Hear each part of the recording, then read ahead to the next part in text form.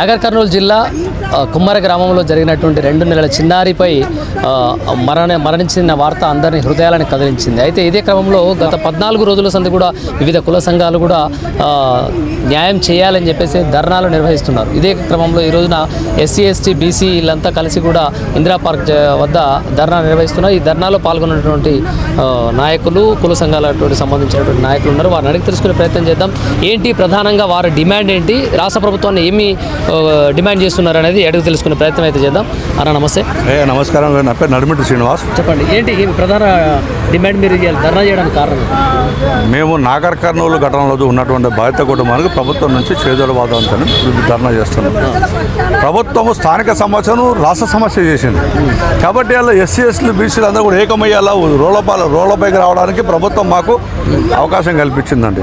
ప్రభుత్వాన్ని మేము ధన్యవాదాలు చెప్పాలి. ఎందుకంటే ఇప్పుడు మీరు ఇట్లా కొట్లాడితే రాబో రోజుల్లో మాకు అధికారం మాకు వస్తుంది. అప్పుడు మేము చెప్పడానికే ఇది మాకైతే సదా అవకాశాన్ని భావిస్తున్నామండి. ఎందుకంటే మీరు మా బాధ్యతలో మా వాళ్ళని మీరు ఎప్పుడు కూడా అన్యాయం చేస్తుండాలి, మేము ఎప్పుడు కూడా ఉద్యమాలు చేస్తుండాలి. దానికి అంటే మీరు అన్యాయం చేసిందని మీరు పోరాటం చేస్తున్నారా, లేకుంటే అవకాశం వచ్చిందని పోరాటం చేస్తారు? అన్యాయం వచ్చిందనే పోరాటం చేస్తున్నాము. నువ్వు ఎమ్మెల్యే స్థానంలో ఉన్నటువంటి వ్యక్తి ఆ ఇరువర్గాన్ని పిలిచి కూర్చోబెట్టి నీ ఇంట్లో పంచాయతీ చేసేదానికి రాష్ట్ర పంచాయతీ చేసినవి అలా మరి ఎందుకు రాము రోడ్డు మీదకి? మేము ఇక మాకు న్యాయం జరిగినప్పుడు ఎడికైనా పోవాల్సిందే కదా. న్యాయం చేస్తే ఊరు సమస్యలు గ్రామ సర్పంచ్ అన్యాయం దిగినప్పుడు స్థానిక ఎమ్మెల్యే గారు ముందుకు చొరవ తీసుకొని మీరు రండి అన్న ఇంటికని చెప్పి ఇద్దరు ఇరువర్గాలు ఇంటికాడ పిలిపించుకొని మాట్లాడి వాళ్ళకు మాట చెప్తే అయిపోయేది కదా. అంటే 4 గోడల మధ్యలో జరిగే దాన్ని ఇంత రోడ్ల పాలు చేసిరండి అంతే కదా. 4 గోడల మధ్య కూర్చొని ఎమ్మెల్యే గారు చెప్పిన తర్వాత కాదనే పోయిటో ఎవరు ఉండదా? లేరు కదా. అటువంటిప్పుడు మరి ఎమ్మెల్యే గారు ఎందుకు ఆయన ఎమ్మెల్యే గారు ఇష్యూ జరిగితే 3 రోజుల దాకా ఎమ్మెల్యేకి తెలియదండి ఇష్యూ. కేవలం నాగర్ కర్నూలుకు కుమ్మరి 2 కిలోమీటర్లు 6-10 కిలోమీటర్లు ఉంటుందండి. రోజు నాగర్ కర్నూలుకు వచ్చిపోయే వాళ్ళు ఆ ఊరు చాలా మంది వస్తుంటారు, పోతుంటారు. కానీ ఎమ్మెల్యే గారికి 3-4 రోజుల తర్వాత తెలిసిందండి. అది ఎవరు ఎమ్మెల్యే గారు తండ్రి చెప్తారు, నా కొడుకు తెలియదు ఆ విషయం అని. అంటే ఎక్కడో ఉన్నటువంటి సుదూర ప్రాంతాల్లో ఉన్నటువంటి వాళ్ళకి తెలవంగా స్థానికంగా ఉన్న ఎమ్మెల్యేకి తెలియకపోవడం ఏంది చెప్తాను. అందుకే సోమరితనం అంటున్నాం. మీరేం చేస్తారా, బీసీలు ఏం చేస్తారు, సాకలు ఏం చేస్తారా? మీరు మా మీద తిరగబడంత శక్తి మీకుందా? ఉంటే ఆడదానికి పోతారు ఫోన్ అనేది అహంకార ధోరణి అని మేము చెప్తున్నాం. దీనికి ఎమ్మెల్యే గారికి ఉన్నట్టు అహంకార ధోరణి లేకపోతే ఈ సమస్య గ్రామ సమస్యను 10 నిమిషాలు పెద్ద మనుషుల మధ్య కూర్చొని పరిష్కారం అయ్యే సమస్య. పాప చనిపోయిందా, పాపకి ఏం న్యాయం చేయాలి, 10 మందిని చెప్తాం కదా. కొన్ని సోషల్ మీడియా మాధ్యమాలలో ఒక వీడియో గ్రామస్తులు మాట్లాడిన వీడియోలు ఏంటంటే ఆ పాప నెలలు నిండక ముందు డెలివరీ అయింది, తర్వాత అనారోగ్యంగా ఉందని కూడా విన్నామని చెప్పేసి వార్తలు వస్తాయి. ఇది అందులో వాస్తవం ఉందా వారు మాట్లాడే మాటలలో? ఒకటి చెప్తుందండి, చాలా మందికి 7 నెలలకు పిల్లలు పుడతారు. 7 నెలలకు పిల్లలు పుడతారు. కొంచెం వీక్ ఉంటారు. వాళ్ళు వీక్ ఉన్నంత మాత్రం చనిపోరండి. ఎవరో 110 మంది చనిపోతారు. వాళ్ళు హాస్పిటల్లో పోయినటువంటి ట్రీట్మెంట్ ఉంటుంది కదా. డాక్టరు ఆరోగ్యం బాగాలేకపోతే బయటకైతే పంపడు కదా. అంటే చిన్నపిల్లలకు కూడా టోటల్ ఫ్రీ ట్రీట్మెంటే కదా, డబ్బులు ఖర్చు కనపనే కదా. అటువంటిప్పుడు వారు ఆరోగ్యం బాగాలేని పిల్లల్ని తీసుకుని కుమర టెంపుల్కి ఎందుకు వెళ్తారండి? డాక్టర్ కనుక పర్మిషన్ ఇవ్వకపోతే డాక్టర్ వాళ్ళు ఉన్నది కూడా కంప్లీట్ హైదరాబాద్లో ఉన్నారు పాప కోసం. అంటే ప్రతి చిన్నపిల్లని కూడా ఈ రోజుల్లో కూడా ఏంటంటే ప్రతి ఒక్కరు కూడా హాస్పిటల్ తీసుకెళ్తా ఉన్నామండి. ఇప్పుడు పుట్టగానే 10 రోజులు హాస్పిటల్ వాళ్ళ అబ్జర్వర్లో పెట్టుకుంటున్నారు. ఒకప్పుడు లేకుండా సిస్టమ్ ఇప్పుడు వచ్చింది కాబట్టి ఐసీయూలో పెట్టి ఆ పిల్లకి బ్రీతింగ్ మంచిగా వచ్చిన తర్వాత బయటకు తోలిస్తారు.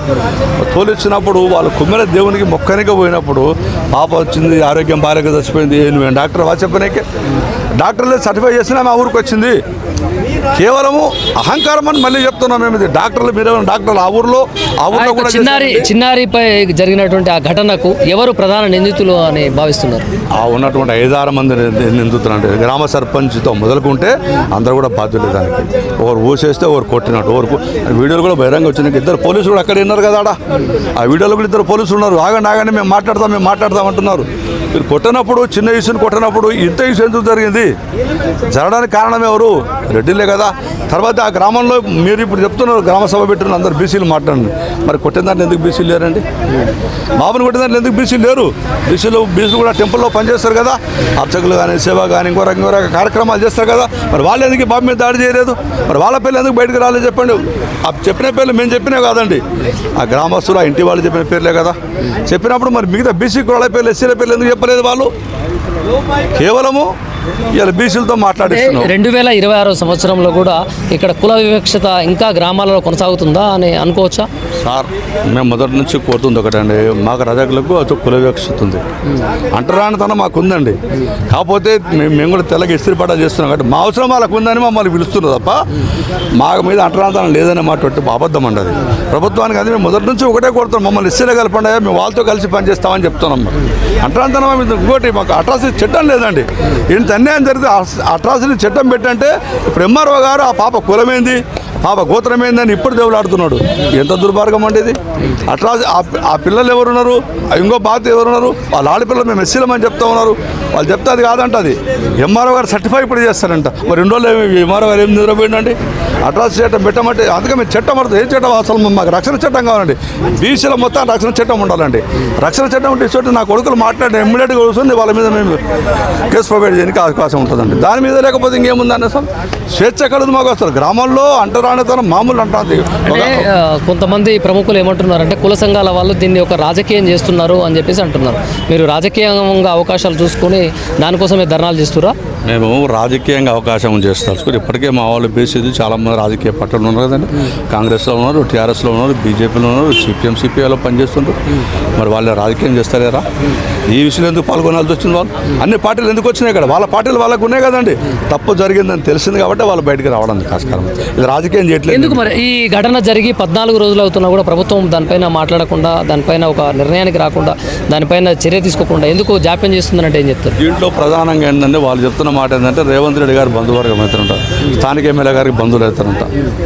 కాబట్టి మా వాళ్ళని మేము కాపాడుకోవాలంటే ఈ ప్రభుత్వాన్ని ఎన్ని విధాలుగా మేము చేయాల్సిందని ఒక ఆలోచన చేస్తున్నాం. కాబట్టి దాని మీద మేము చూస్తున్నాం. వాళ్ళ ఆలోచన అంతా గంతే అండి. వాళ్ళని కాపాడుకునే ప్రయత్నం తప్ప బాధిత కుటుంబానికి న్యాయం చేద్దామన్నా ఎమ్మెల్యే గారికి ఇప్పటికీ లేదని మేము. ఏంటి మీ ప్రధాన డిమాండ్ ఏంటి అసలు? మా ప్రధాన డిమాండ్ ఒకటే. మా డిమాండ్ కాదండి ఇది. ఇక్కడ బాధిత కుటుంబం డిమాండ్ మా డిమాండ్. ఎవరైతే పాప హత్య కారణమేంటో వాళ్ళని కూడా అదేవిధంగా హత్య చేయాలి, అదేవిధంగా గురి తీయాలి చట్టం. అట్లా చేస్తే కానీ ఇంకోడు చేయనిగా. ఒకప్పుడు ఎక్కడో జరిగింది డిసైన్ కౌంటర్ మనం చూసాం కదా, ఏం చేశారు? తీసుకుపోయి కాల్చిపట్టేశారు. మరి ఆ పని మీరు ఎందుకు చేయట్లేదు? అదే కనుక బీసీ కనుక మేము తిరగబడితే ఊరుకుంటారా మీరు? రెడ్డిలు మొత్తం ఏకమే గగ్గలు పెట్టారు కాదా మీరంతా? రెడ్డిల పేరు మీద నాన్న హంగామా చేసి ఎస్పీలు, డిఎస్పీలు, సిఐలు, ఎస్ఐలు, మంత్రులు మొత్తం ఊట్లో కలిసి పట్టుకొని చేసేవాళ్ళు కాదా? కేవలం బీసీలు, అల్పసంఖ్యాకులు, రజకులు, చేతగాని వాళ్ళు, చెవలేని వాళ్ళు సమాజంలో ఎందుకు పనికిరాని కులాలని చెప్పి మీరు చూస్తున్న విధానం మేము గమనిస్తున్నామని చెప్తున్నాం. కాబట్టి ఇటువంటి విధానం మేము పూర్తిగా ఖండిస్తున్నాం. అగ్రవర్ణాలు మిమ్మల్ని పనికిరాని వాళ్ళగా చూస్తున్నారా? మీరే వాళ్ళని కావాలనే బురద చల్లుతున్నారు అగ్రవర్ణాల మీద? అగ్రవర్ణాలు మమ్మల్ని పనికిరాని వాళ్ళని చూడకపోతే ఇలా ఈ రోడ్డు మీదకి మేము ఎందుకు వస్తామండి? వాళ్ళతో పాటు మేము సమానంగా మమ్మల్ని చూస్తే మా హక్కుల వాళ్ళు కాలరాయకుంటే మా హక్కుల మీద వాళ్ళు పోరాటం చేయ, మా హక్కుల కోసం వాళ్ళు మా హక్కులను ఎక్కడెక్కడ వాళ్ళు అనిసిపోయిపోతే మేము ఎందుకు రోడ్లపైకి వస్తామంటే నీకు అధికారం ఉంది కదా. మొదటి నుంచి నైజాం పీరియడ్ నుంచి మీరు హక్కుదారులు కదా, పోలీస్ పటేల్, మాని పటేల్ అనుకుంటూ అప్పటికి అధికారం చేయలేదు. అనేక 100 ఎకరాల భూములు మీకు వచ్చినవే. మరి మాకు అసలు భూములు లేవు. ఎందుకు లేవు భూములు మాకు? మీకు ఎక్కడి నుంచి వచ్చినా చెప్పండి. పైకలు తెచ్చుకోరా మీరు ఏమైనా భూములు? నైజాం పీరియడ్లో మీరు సంపాదించుకున్న దొంగ కాయిదాలు మీరు సంపాదించుకున్న భూములు, అనేక భూములు మీ దగ్గర లేవా? ఇలా మా దగ్గర ఎందుకు లేవు? భూమి మీరే కాబట్టి, హక్కుదారులు మీరైనారు కాబట్టి, యాచకులు మేమైనా, పాలించే పాలకులు మీరైన గ్రామస్థాయిలో. మాకు ఏ కులాన్ని కాదు, ఈ ఒక్క కులం కాదండి. సాకలి, మంగలి, కుమ్మరి, వడ్డెర, ఈ గ్రామ స్థాయిలో ఉన్నటువంటి కమ్మరి కానీ, కుమ్మరి కానీ ఇవన్నీ కూడా మేము సేవా కులాలమండి. ఎందుకు మరి ఇంత జరుగుతున్నా కూడా మీలో చైతన్యం లేదు అని నేను అడిగితే మీరేం చెప్తారు? చైతన్యం ఉంది కాబట్టి ఇలా బయటకు వచ్చి మాట్లాడుతున్నామండి. ఏది ఎన్ని సంవత్సరాలకా? అవును కదా. మేమందరం కూడా ఒక్కటి గమనించాలి. బీసీలను ఒక పదం ఒకటి రెండే ఉన్నాయి కానీ మేము అందరూ ఎవరి కులాన్ని కూడా విడిపోయినామండి.